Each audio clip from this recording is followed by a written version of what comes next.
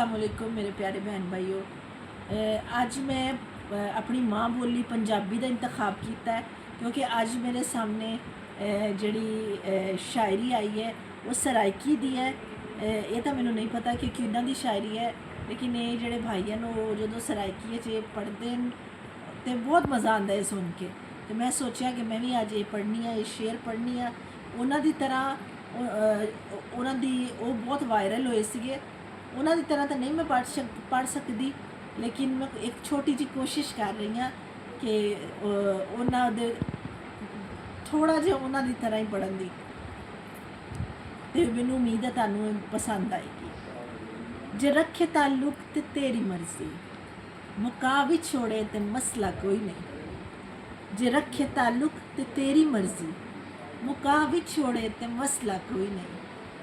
दिल दे कागज़ तू लफ्ज़ संगत, दिल दे कागज़ तू लफ्ज़ संगत, मिटा भी छोड़े ते मसला कोई नहीं। वफा करे से वफा करे सा, जो मेरा बन से मैं तेरा बन सा।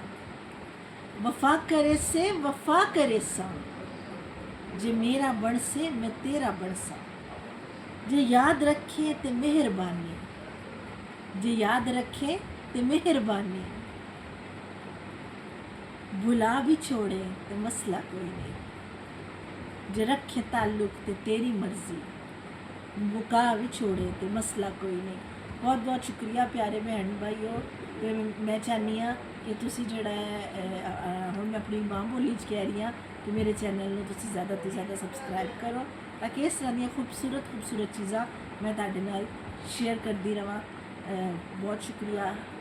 खुश रहो, जींदे रहो, वसदे रहो। अल्लाह हाफिज़।